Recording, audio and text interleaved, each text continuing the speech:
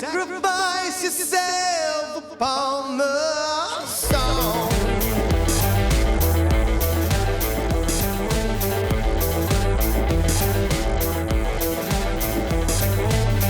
Something so you know it in your bones, but you'll never find the way alone. To the source, we go back to the source. And the mother of time is calling us home. Leave our life behind and come to the stones. Part of the land and part of the sky. We are alive. It's only a grave. Humans fresh out of the cave and grave. Sacrifice ourselves upon the stone. A genetic memory of Something so we know it in our bones. to the source. We go back to the source. And the mother of time is calling us home. Leave our life behind and come to the stones. Part of the land and part of the sky. We are alive.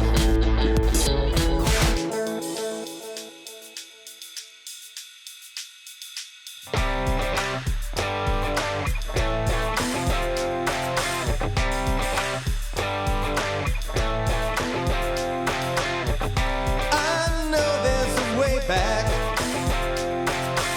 somewhere in Salisbury Plain.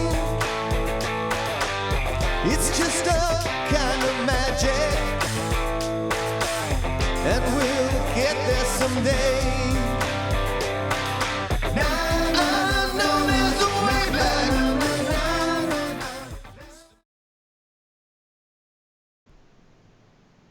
Welcome to Paranormal Tuesday, everybody. This is your buddy Mike coming at you for a Paranormal Tuesday event. Obviously, I got Stonehenge in the back. We were playing Mother of Time from our album Weirdest Hits, a song about Stonehenge. And we are getting excited, and we're excited to bring on a special guest tonight. We've had her on the podcast before, and she is she's got her own podcast, Ritual Recipes, you can check out, and she does this thing called Moon River Rituals, where if you're finding that you have a special event coming up and you want to make it really, really special, then Zita Christian is the one you're going to want to talk to. And she is joining Wendy and I tonight. All right, Zita, how you doing?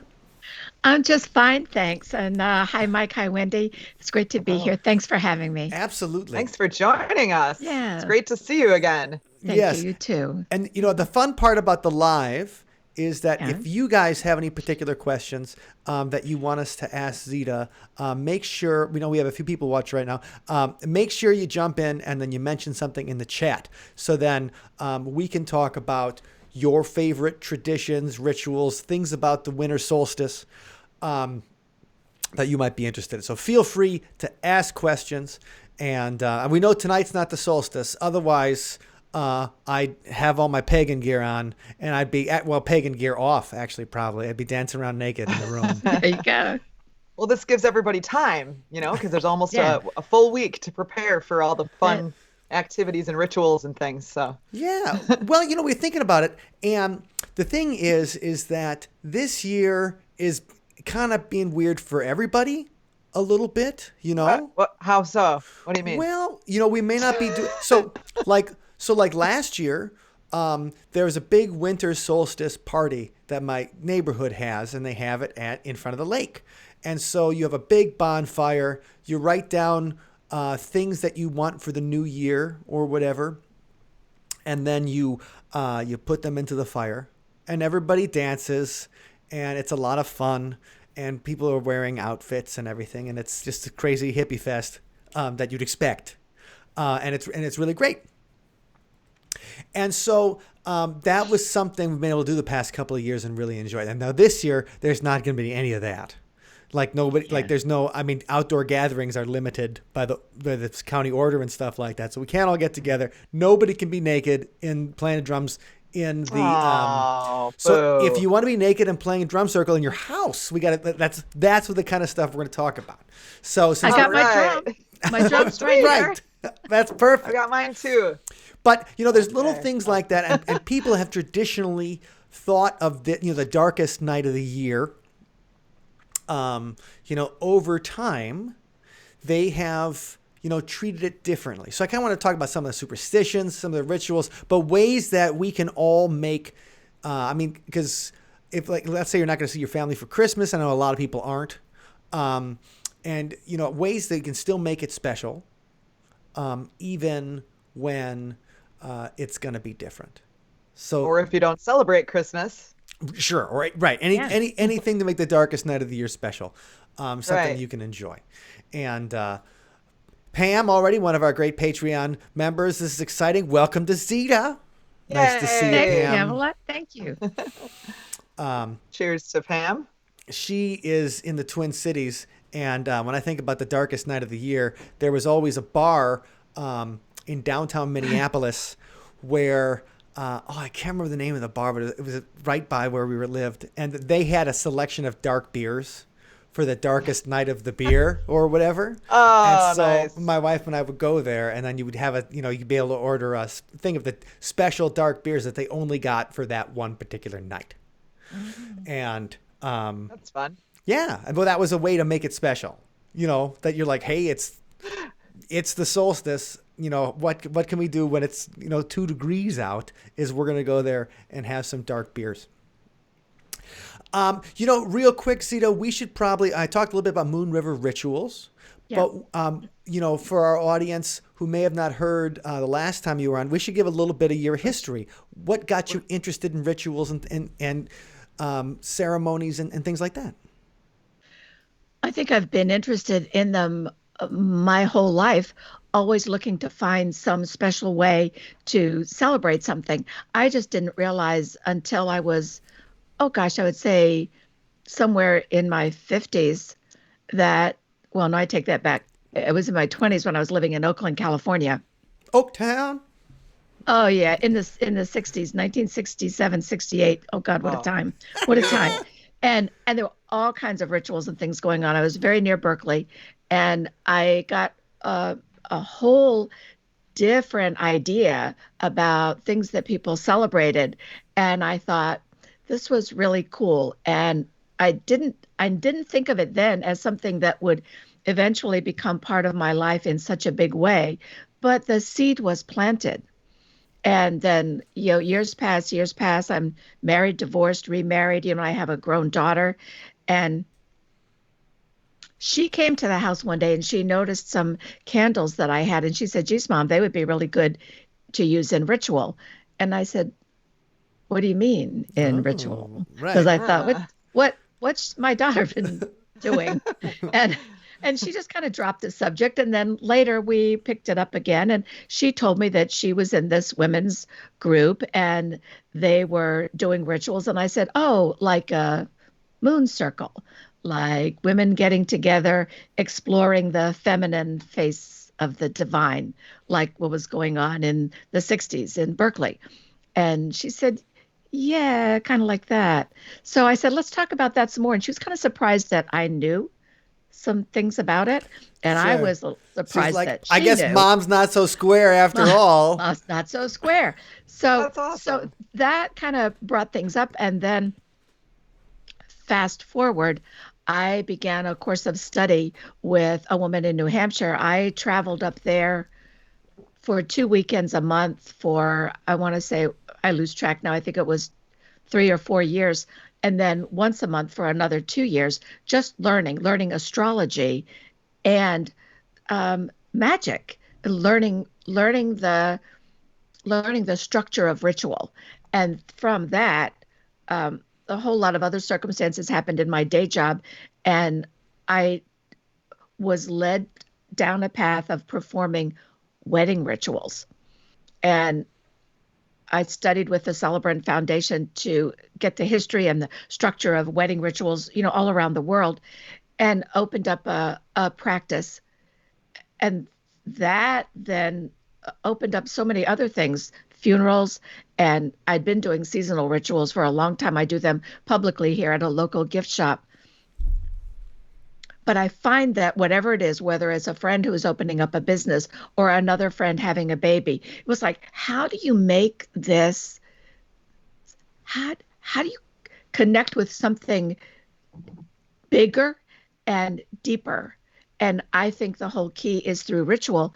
And I find that I find it easy, easier than I thought it would be to create a ritual that satisfies whatever the need of the group is. So, for instance, at the International Women's Writing Guild, and I went there, I think, like 17 years in a row, week-long conference. I created the closing ceremony. There might be 100 women, there might be 500 women. So coming up with some kind of ceremony that gets everybody involved, so everybody really feels that they're part of it. And I think that's the whole key to ritual. So I find it so satisfying that I thought maybe a podcast, Sure. would be good to share the knowledge Perfect. with other people. Well, you So also it wrote all romance kinda- novels, right? You also wrote Oh, I did. bodice rippers. Is that what they call them? Absolutely.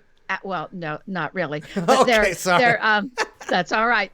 You're uninformed. That's okay. I'll inform you. But I wrote historical romance novels. I wrote a paranormal novella, a play. So yeah, and I'm working on a couple other writing projects now. So always keeping busy. I think at the heart of everything is the story.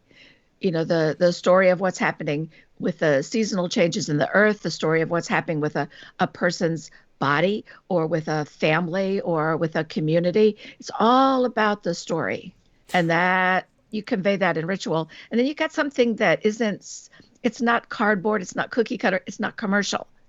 It's something that, Special. really expresses what's personal. Yeah, it makes a big difference. Well, Or I that's think the way. Zita, you really hit on a couple of things that we talk about a lot. Number one, Yeah. we regularly discuss Dean Radin's book on real magic, where he just comes out and he's like, you know what? We found when we were doing research that in order to have like these effective spells that people were doing, the belief did not matter.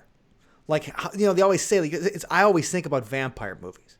And in vampire movies, when they've got the cross, and if they put the cross to the vampire, and if the vampire's like, well, if you don't believe, it doesn't work. And the research was showing that the belief wasn't the important part. It was going through all of the steps in the ritual that of the ceremony in the magical spell. It was going through it was measuring the thing or getting the sage. It's all those little things that somehow seems to put your brain or your spirit or whatever you want to, in the right direction. Yeah. And it's the ritual that puts it in the direction, not necessarily how much you believe. And you getting into that when you're talking about the ceremonies and everything, it really makes me think about that. Yeah. Intentionality is the newest law of physics. And there really is a lot to be said in science about the power of the intent of what a person is doing. And so, when you got into that, when you're talking about how you found meaning and in ceremony, and then when you're talking about your writing and you're like, it all comes back to the story, whether you're creating a novel or you are creating something special for people to celebrate. It seems, if you anybody that goes to church, half of its story is a story, the same story every week. When you go through Catholic Mass, it's the whole, it's the whole story of the crucifixion. And then once a year on Easter, when they do the Passion, it's all 12 stations. You're redoing that story, and that's the way that people are feeling connected, and that's the way that their people are having an experience. And so I think when we talk about the winter solstice and stuff like that, we want to be like, okay, what's the big deal about the longest night of the year?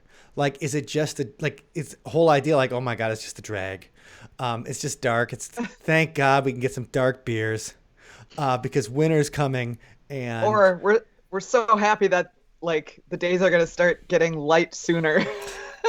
I know everybody's just constantly talking about how depressing this time of year is. Right. So it's a turnaround from that condition It to is. being brighter, which is always well, great. and we think about the winter solstice is coming up this Monday, December 21st, and that is going to be the where there's much more darkness than light.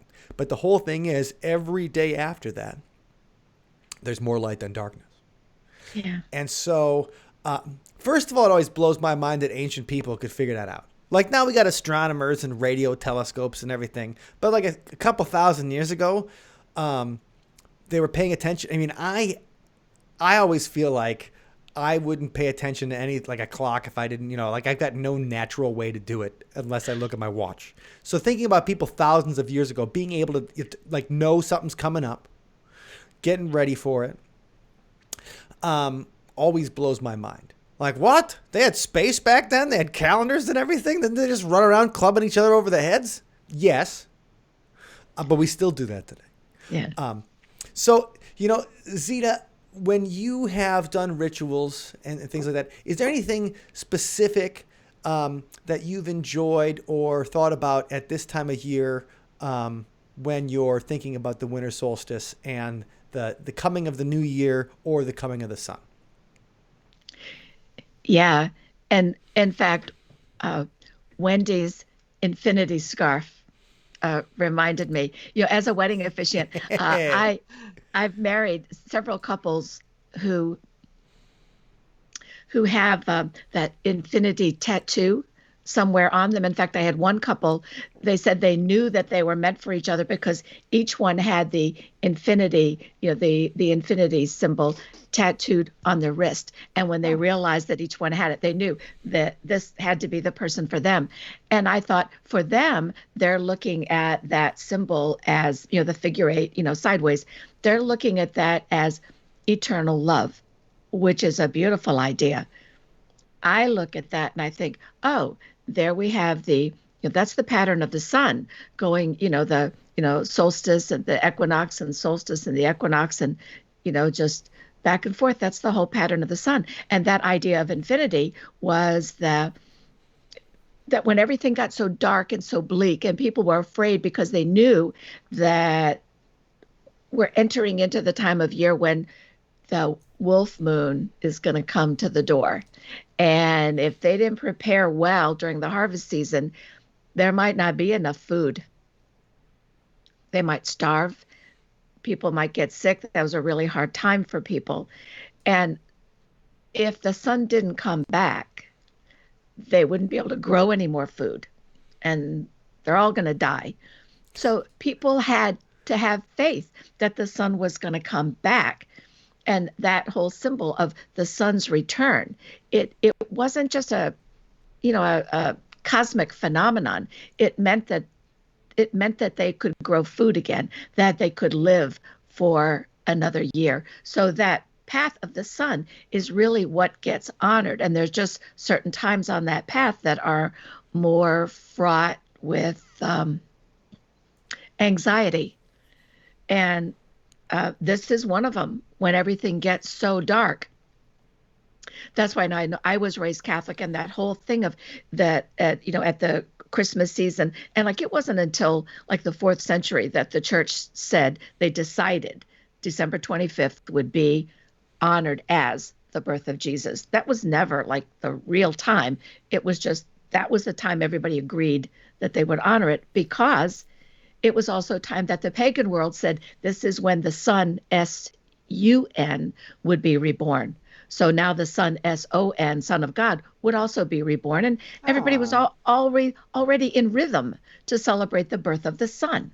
So it wasn't unfamiliar. So for me, this time of year is all about not just the cosmic idea that the sun is coming back, but it is that it's the hope that is in the infinity symbol. It's that idea of having faith that the sun is going to return, that light is going to come back, that we're going to survive another year. We'll be able to plant again. We'll be able to harvest again. And, we're not going to starve to death. That's what I think of at this time of the year. So people,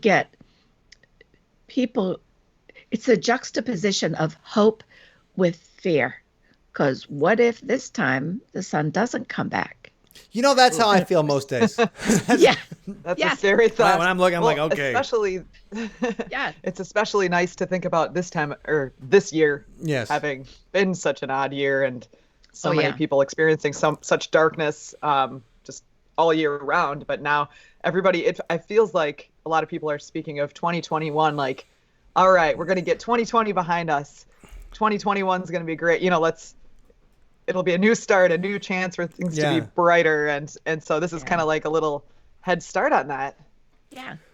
Well, the tradition of resolutions, when I was thinking about when I was talking that we were putting you were writing something down that you wanted in the new year, and then you were putting into the fire. Like, those are two, we were talking about magic before, Zita. Like, that seems to be, that's like the most simple spell you can create, right? Number one, it's the writing of it down. And number two, it's the burning it and then sending it up. Like, hey, whoever's out there, I need your help on this one. Yeah.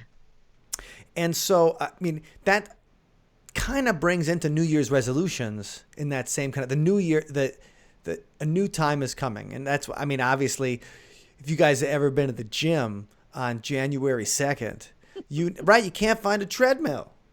You can't, it's a packed house because everybody's like, this is the year I'm going to do it. This is the year.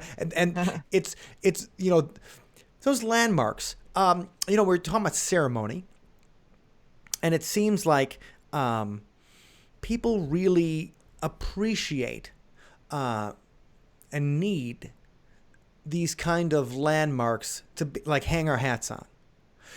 When we talk about willpower, I've got some, don't got a lot, but but the thing is that it's, ceremony, intentionality, it gets you pointed in the right direction so that you need less willpower because you have a head start, it feels like. And I was just wondering, in any of maybe the rituals you've designed or set up or things that you've done in your own life, what's maybe something or a tip you found for ceremony and ritual that kind of makes it easier to go through with? Oh, that's easy. And it's something I talk about all the time because while I have created some elaborate rituals, especially in the writing group, where you got hundreds of women. But when you're looking to do rituals for yourself or a small group, you just have to remember what you need is a visible act and an invisible intent. That's the combination. You can blow a candle out and okay, you've blown out a candle. But if it's a candle on a birthday cake and you're making a wish, there's an invisible intent that is behind, that's embedded in that wish. And then you blow the candle out. And the idea is that you are sending that wish. You are doing something physical to send that intention out into the world. And that idea of visible act, invisible intent, that's your basic cookie dough recipe. That you make a 20,000 different kind of Christmas cookies, but you can also make any kind of ritual, visible act, invisible intent. I guess the birthday candle wish, I guess I never thought about that as magic before, but there it is, Yeah. right? Yeah. So, and a dandelion, summertime you get the dandelion and you poof and the same thing. You make a wish and there it goes. Oh, I didn't realize that. Right. My daughter and I were doing that. She found the last like dandelion that you could blow maybe 2 weeks ago or something like that. And she's like, I'm going to make a wish, Daddy. And then I'm like, stop it, you pagan. Well, every time you do the necklace, when the back of your necklace is down, and then you make a wish and put it back, right? Yeah. So that's right. I love that. It's that idea that we're all doing, even if you say, you'll get people making fun of others for magical thinking, Yeah. right? But then, Yeah. and the idea is like we're all doing magical thinking all the time because we all, even the most rational people among us, have little things that they do, whether it's shaving and getting a new suit to make you feel confident. It's that like the physical act, a new suit.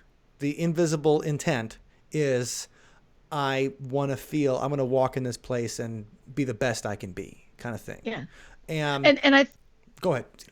Well, I think that there's a superstition plays in to some degree for some people. Routine plays in to some degree, and there is overlap, with all of those things. But at its heart, there has to be an intent for something to happen, to change, to be released, to be brought to you, to whatever the verb is. There has to be an intent with the action, so that it's not just a routine of shaving with a certain, well, I don't know how to do that, but combing your hair with a certain brush. Right. I don't shave. You're lucky brush.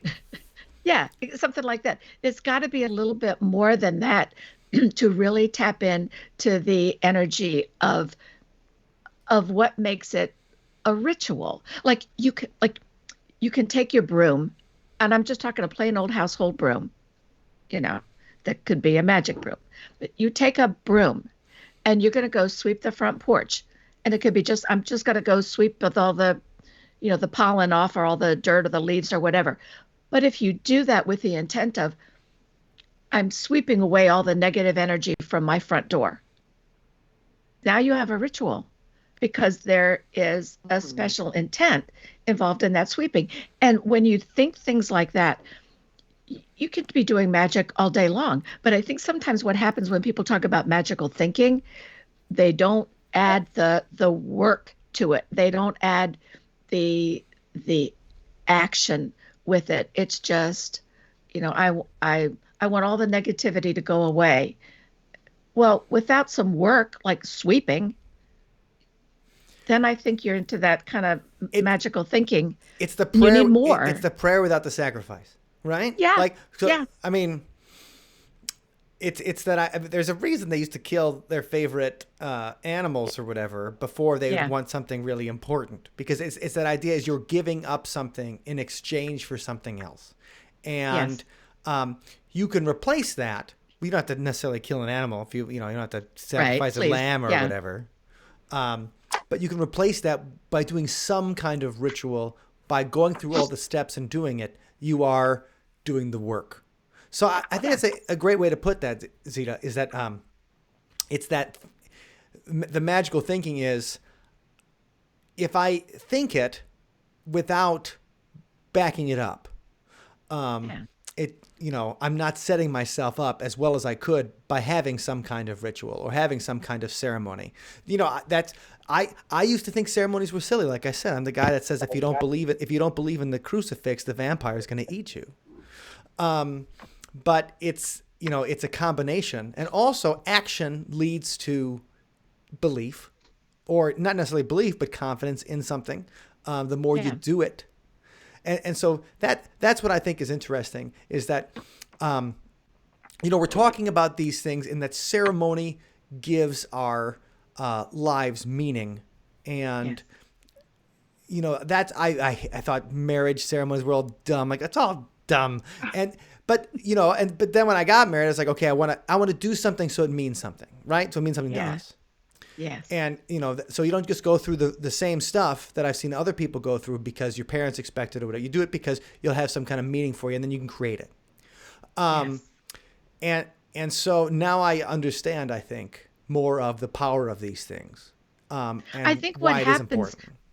And I think, Mike, what happens is people don't realize, whether we acknowledge it or not, because a lot of times we don't realize it, we are connected to our ancestors at a cellular level. It is in the marrow of our bones, whether we know it or not, whether we ever knew who our ancestors were or not.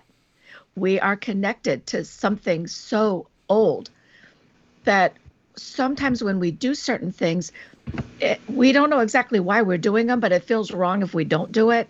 And I think that is a connection that that is just, it's genetic, and it is in the marrow. So I do think that something happens when we perform, when we are part of a really good ritual. We are tying into something that is, older than dirt.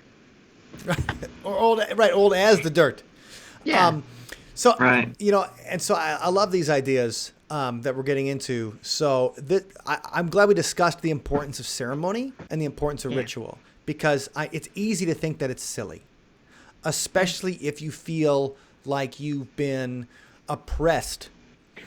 Oppressed is a big, but especially if you feel like the traditional rituals that our society tends to celebrate don't resonate with you. Yeah. You might think that, well, then it's all dumb.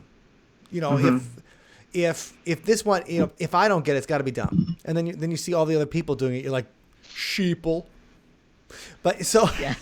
so for people who are interested in making the winter solstice special, are finding a way to bring the ceremony and using the power of a lot of people thinking about it at the same time. Number one. Yeah. Number two, if you're into the paganism or Druidic culture, it's this whole idea. Like, so if we think that the autumnal equinox is, I was gonna say, what a great day! right, the vernal equinox is a great day.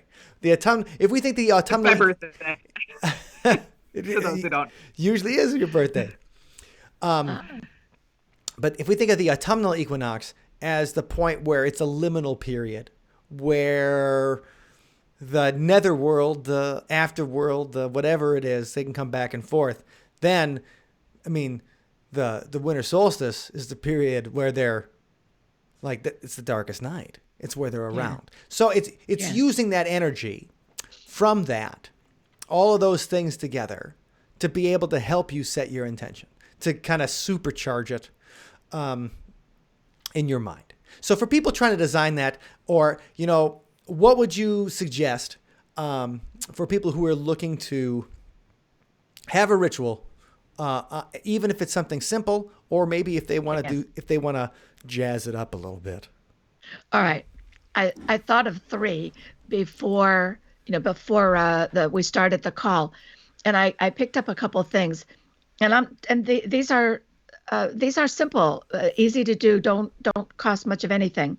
So the first one is, it ties into the whole basic idea of what happens at the winter solstice, and that is build a bridge to the sun. We're here. The sun is out there. It's all the way down at the farthest point now in the southern hemisphere. And I'm speaking from a perspective of being in the northern hemisphere. And so the idea is to build a bridge so the sun can come back, find its way back. And what I do with that is I set up candles. When I do this as a public ritual, I've got 2 6-foot-long tables, and they're all filled with candles of increasing size, starting with little bitty ones, and then you get to a great big one. But you can do it like, on your table. You can do it on a kitchen counter. You line up candles, and you set something that represents the beginning, something dark, like maybe a piece of dark chocolate, and you set something up at the end for Sounds like a good plan. Big light.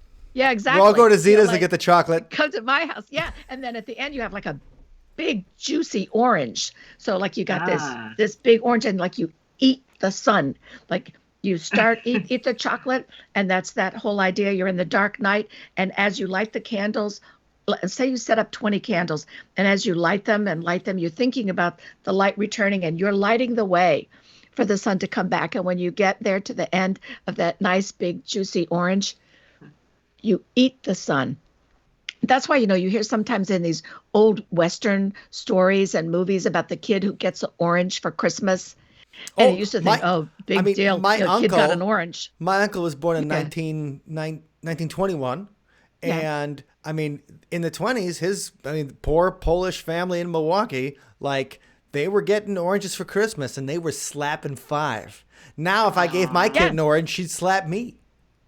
Yeah, but the thing is, it wasn't just an orange. The idea of giving an orange was to say, I am giving to somebody I love a symbol of health and of inner light, of connecting with the vitality of the sun, so that if you eat the orange, you are drawing in that vitality of the sun.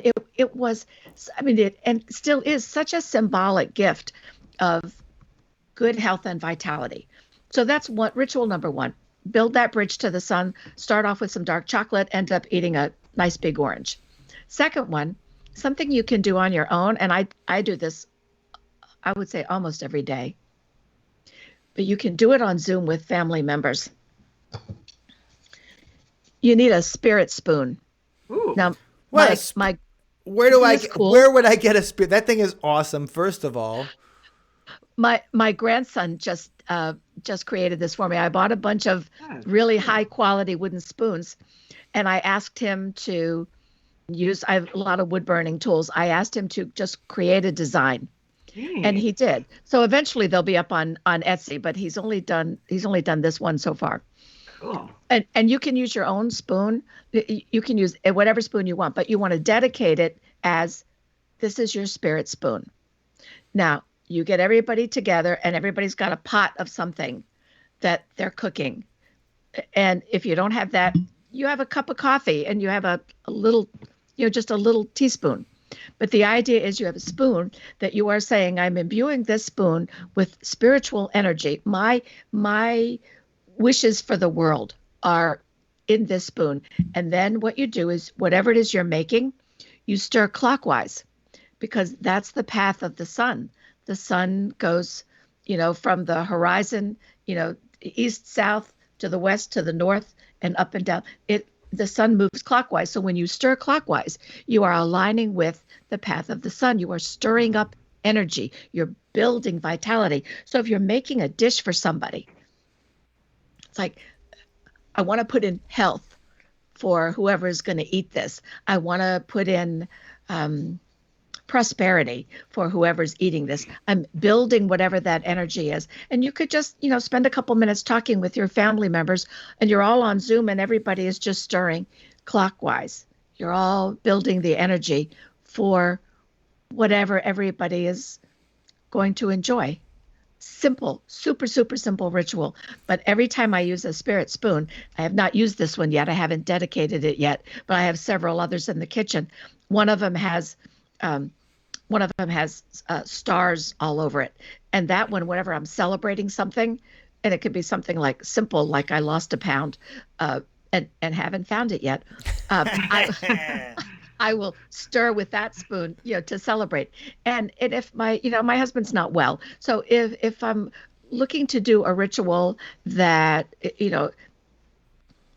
that really helps him, I use a spoon that has a sun and a moon on it. And I think that's the two of us together. He's the sun, I'm the moon. And we're stirring. So I'm stirring that energy of my love for us as a couple into, whatever it is that I'm making. And I've got several other spoons too, and I use them for those kind of occasions. But you really just, one is plenty. But then, it is with magical props. You just keep them. I like that. I like the idea of having a drawer full of yes. spirit spoons. Yeah. Cool. Yeah. but the thing is, number one, you're finding a couple of things there that people can enjoy. You're finding the spoon, which is like people can decorate, or, everybody can decorate a wooden spoon, make it a little less drab.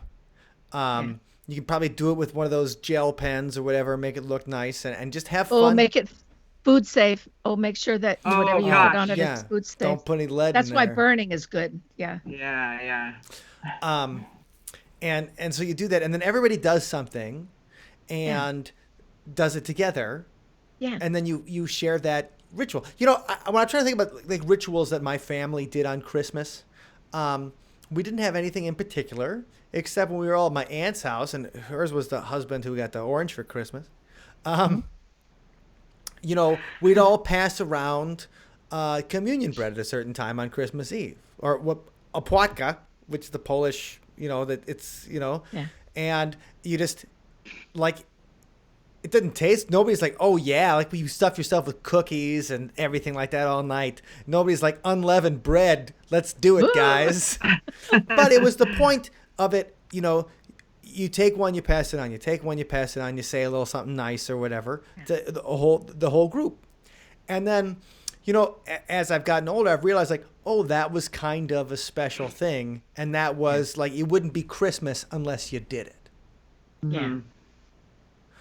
And you didn't have to try to be a missionary about it or whatever. When I brought a Jewish girl for Christmas a couple of years, we weren't like, okay, you could only have this if you accept Jesus as a savior. But it was just something for everybody to share together. It was something nice. And then you think about those little rituals that we all can do. And I love that. Something you can do over Zoom. Everybody, stir the spoon, stir it clockwise. Everybody does it together.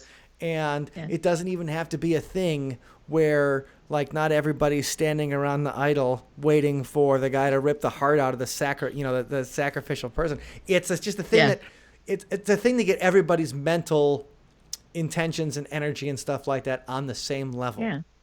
And I think that's a fun thing. Wendy, do you guys have anything in particular that when you think like it wouldn't be that's a little bit ritualistic that you're like, oh, it wouldn't be Christmas unless we did? Well, I was actually thinking about the whole process of adorning the house with Christmas decorations. Usually shortly after Thanksgiving or something like that. The fact that while you're doing it, you're kind of thinking about the holiday and what it means to you and the warmth that it brings this cold time of year. I was thinking about that. And then my family used to have certain meals and things that we would do every year. Like Christmas Eve dinner, we would always have, my mom would make, baked mastacholi or something like that. And those mastacholi, I want to go over to your house for Christmas Eve. That sounds good. But we haven't really, some of those traditions have fallen off just because our family, it doesn't, it's not always possible to get everybody together and that type of thing. But yeah, a lot of it revolves around food, actually. The traditions in my family's house. Well, okay. So Zita, when people talk about rituals with food, like you were talking about, and I love this, that it makes the orange, because the thing is, the orange to me always represented, I think when my mother would tell the story, it always made it seem like these people were like, they were struggling, they were poor, the orange was special, right? But I really love that you put that spin on it, is like, no, the orange is the sun, the orange is you bringing the energy and love of the sun inside you. Versus, I didn't make that up. That's real. No, I didn't say you made it up. I'm just saying I never heard that perspective before. I always thought it was like, okay, we can get one orange this year. This is all we can afford. And we get it to the kid who has got the best chance of survival. So, but go ahead. I have one more I want to share with you. Please. So this one is a little bit more complicated, but it's something you can do it at any time of the year. It's Pagan 201, guys. Pagan 201. It's Pagan 201. Yes, we're moving up a little level here. There are many ways to do it. I've done it in my moon circle with women all around, and everybody has one of these bowls in front of them. Or this is a way that you can do it as a non-commercial gift that you can mail to somebody, or you can do it in person. It can be something that a ritual that you use to begin a holiday dinner, or to, you have dinner and then everybody sits around later to have dessert. And before you open up presents or something, then this is a ritual you can do then. So you need 5 things. Okay. Oh, she's got it. All right. Get your pencils and paper, everybody. You need coins. Ooh. I don't know if you can see them here. Yeah, we got them. Little cauldron There you go. filled with coins. Okay. Coins represent prosperity, financial success and prosperity. Okay. You need an herb. Now, this one's live because I have fresh herbs in my kitchen all the time. Hi. But you can use dried herbs too. And if you're mailing this ritual to somebody, obviously you want to use dried herbs. Okay. But otherwise, that's not fair to the plant. But you need an herb because the herbs represent good health. So you have the coins for prosperity, you have the herbs for good health. You have stones. Now, these ones in particular have words on them, but you don't need that. You can use any stones, and the stones represent protection, stability, connection with the ancestors. That's why you think of them as protection, because we would always think that the ancestors on the other side of the veil, they're protecting us from over there. So stones are part of the earth, and they are in the earth, and that's where that idea comes from. That's right behind me. Yeah, there you go, Stonehenge. So this is protection. So you have prosperity, good health, and protection.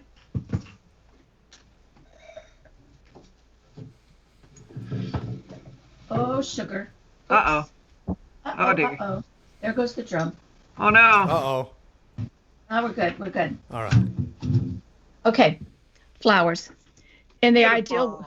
ideal world, you'd want live flowers, if you're doing this ritual in person, but silk flowers work fine too. And the flowers represent peace and tranquility. That's why people often give flowers, send flowers at funerals, because it is that idea that this was a fleeting life, but it was beautiful, and that it'll bloom again. There's a sense of calmness about flowers. Again, if you're mailing the ritual, you use silk flowers. Zita, I love that. First of all, I've never thought about flowers as the symbol of, because the flowers only last a long, like they wilt, right? They're beautiful for a short time and then they're over. And that's life in a life. That's life in a flower petal, I guess. Yes. Is the way to, Exactly. So that's a great way to put it. And then finally, you have chocolate. All right. Yeah, Now that's we're a talking. winner. And chocolate is for love, and if you're in a good relationship, chocolate is for sex. Ooh. And gotta have that. Keep the world turning. So Agreed. now you have to. So now you have love, you have peace and tranquility, you have health, you have prosperity. I think I got all 5 there. So the idea is that you put a little bit of each thing in some kind of a container, or if you're doing it in person, a lot of everything, like in 5 big bowls or baskets or something. But you want to give somebody at least a little of each of those 5 things. And then you want to write something about what it is that this represents. And it can be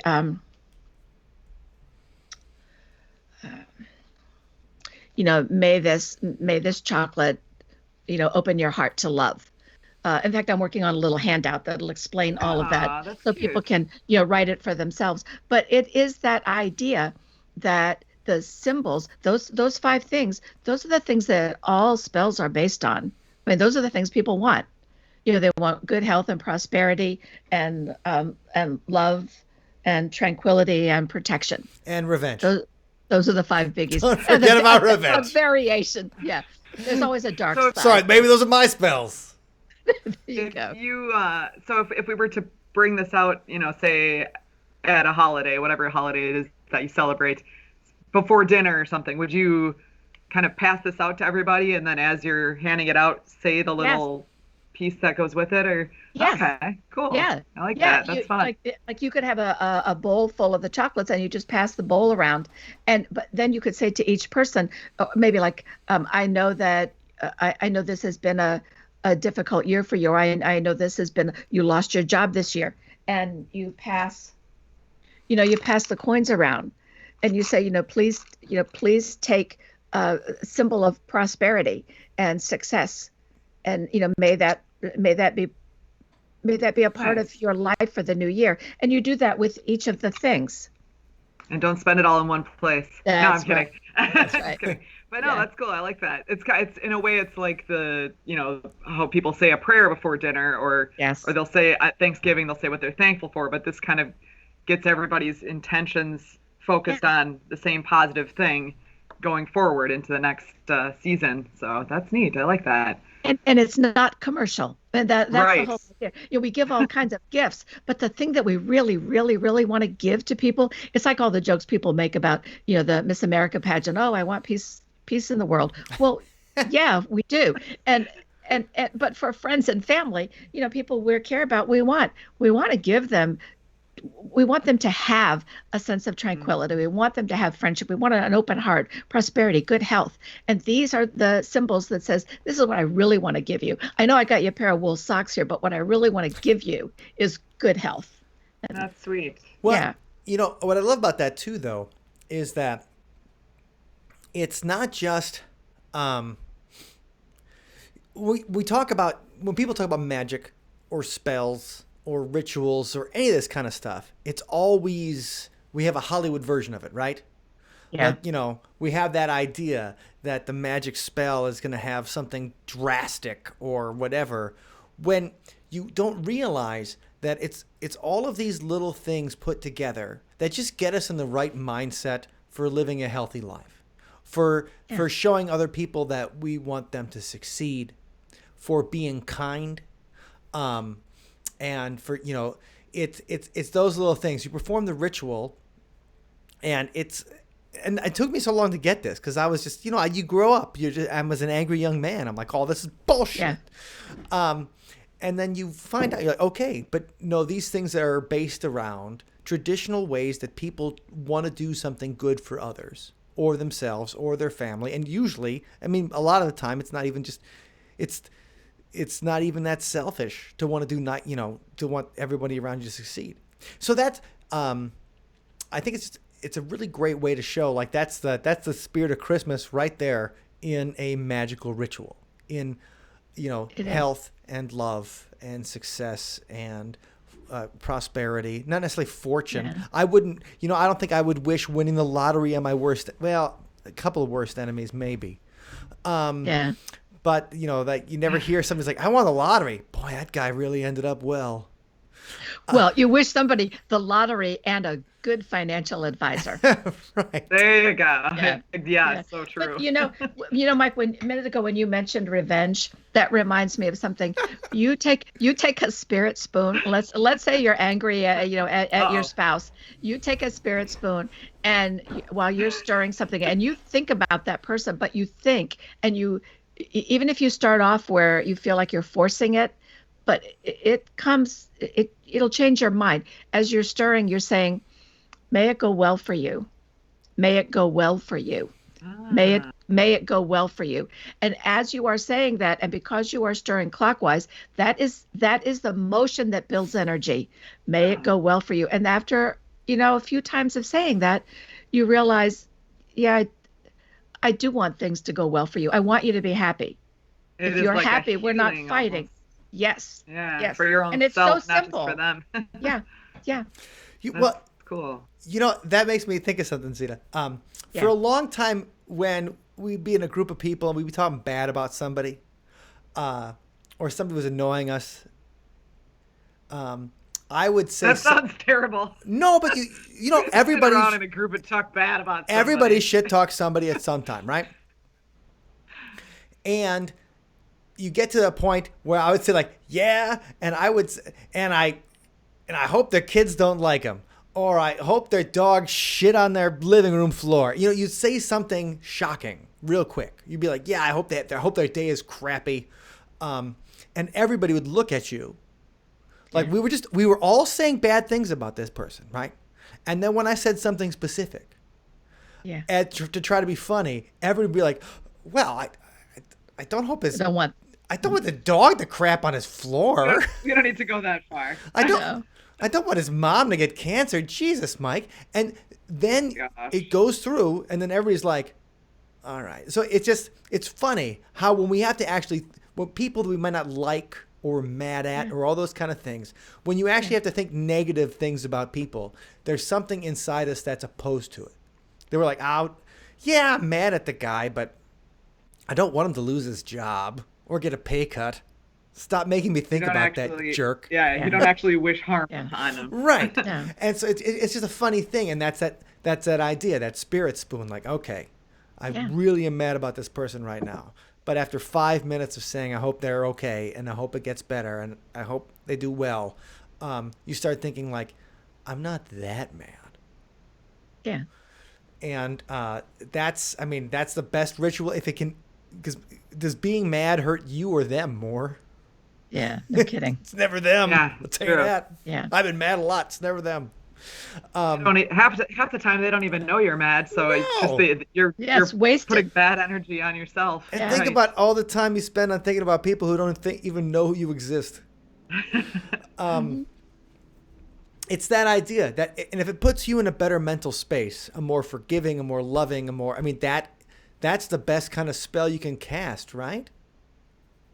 Yeah. Because when you think about the things that we can't, I know I have OCD tendencies in some things, and you just can't stop thinking about things. And then you think about after a big tragedy happens to people, or people that suffer under post-traumatic stress disorder, particularly, they keep on reliving the same moment over, or anyone that suffers a loss of a loved one, that grief feels like it's never going to end. It's these kind of things that can point them in the right positive direction to be able to get past it. And it's not that you want to get, like, especially if you're going through grief, you don't necessarily want to get past it. You just want to be able to feel good again, or feel human again. And so that's why I think these things are important in a way that I used to think they were silly. Even the saging people's houses, right? Which is, in our circles, that comes up, I'd say twice a day. Well, did you sage your house? I had to go. I had a bad spirit. Did you sage your house? And I was like, yeah, because sage is going to do something. You might as well smoke some marijuana, because at least you're going to have fun. But then you realize if it made that person feel better and comfortable and better about their space, then why am I making fun of it? Yeah, but it's more than that. Like if you look at frankincense, sandalwood, and Palo Santo, the three sacred herbs for like the three major areas of the world, when you burn them as incense, or like I diffuse them constantly. I have bottles of frankincense and oil and hydrosols and incense resin. I use a lot of frankincense. There are all kinds of studies that show it changes the brain's chemistry. Frankincense, Palo Santo, and sandalwood, they open up a certain part of the brain. There is something in the scent that does that. And it raises I call it vibration in the brain. And that's not technical, but there's something right. that happens in the brain that opens it up to that, a higher dimension. And that's why it's used in Catholic Mass. I mean, that's when I fell in love with frankincense. Oh, right. I Was mean, that- you oh walk my in the God, you walk in the yeah. door, it's all over you. Oh, I can't Yeah. take it all in. Yeah, I want it all. Fill me up with it. So there's more that like sage, like a lot of that kitchen sage that people use. I'm sorry, but that stinks. That's not the kind of sage you want to use to really cleanse the energy in a space. But because there really is something in certain vibrations that cleanse, certain scents, that sense of smell, things that are in the air, are so powerful. Yeah. Well, I love that you said that, Zita, because we've been talking about it for a while on the podcast, ever since we had Joshua Cutchin on a couple of years ago, and he wrote a book on the smell of the paranormal, sulfur. How sulfur was at so many different... People smell sulfur when they see Bigfoot. People smell sulfur when they have a demonic experience. People smell sulfur when they see a UFO.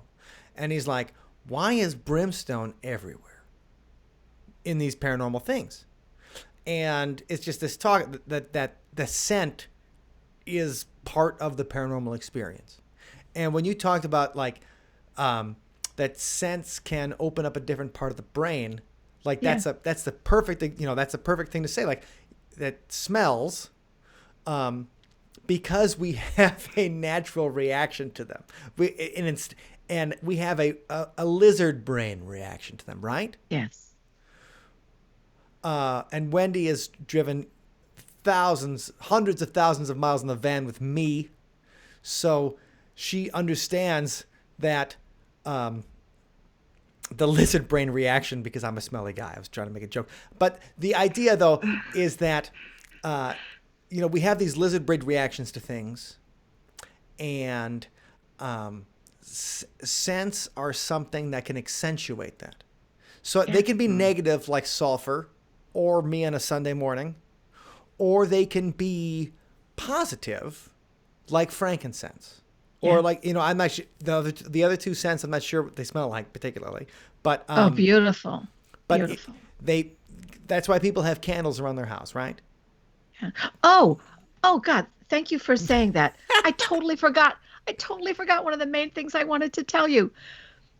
Years ago, when like in Rome, when they celebrated the Saturnalia, which was the 7-day festival that led up to the winter solstice.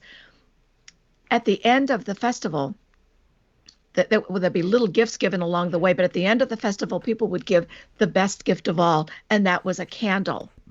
Because the idea of giving a candle was to say, I'm giving you a flame, and the sun is about to return, and you hold the flame. You have a piece of that sun that's coming back to you. And we see these jokes now, like on Saturday Night Live, like, oh, you got a cinnamon candle, oh, how nice.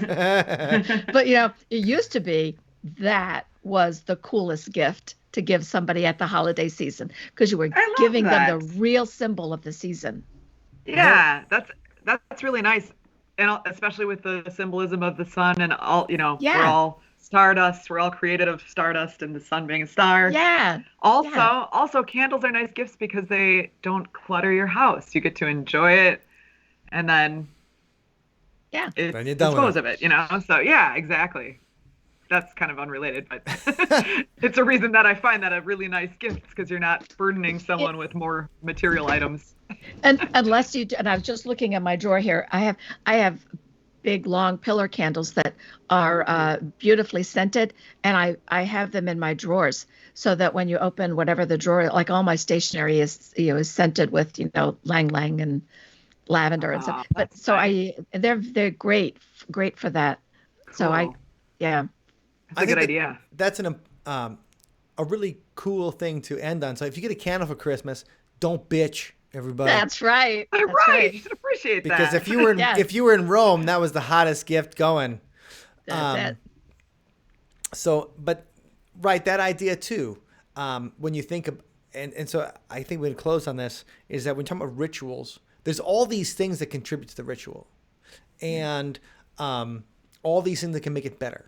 And the candles are something they use in the church to make it more exciting to go, and nicer. And they make it pretty. I mean, to be visually interesting. I mean, the idea of being a cathedral was heaven on earth.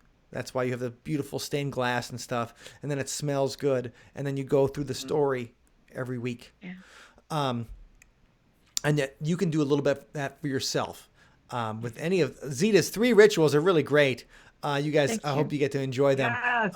Thank you, Zita. And I know I'm going to do at least one of them. We're going to do at least one of them, and then we'll talk about it on the podcast after Christmas. Yeah. Okay. But no, really fantastic. And also, okay, so if people want to visit you, Zita, Moon River Rituals is the place. Yeah, moonriverrituals.com, and the podcast is Ritual Recipes. Excellent. So, ritual recipes. I talk about all different kinds of rituals. And that's cool. So we can have a different ritual for each season and each special event.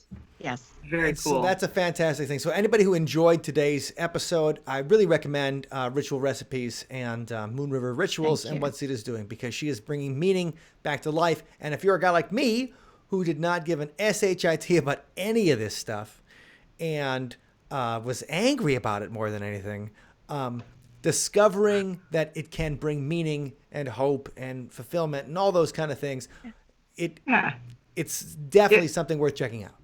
Give it a try. At least give it a try. Right. Give it a Thank shot. you. Give it a shot and see if you don't feel a little better. For anybody watching that is not already a Patreon, patreon.com/sunspotmusic is where you can support the See You on the Other Side and the fun songs that Sunspot and Wendy and I work on for you guys. But we just want to thank you so much for your time tonight, Zita. We hope you have an incredible winter solstice.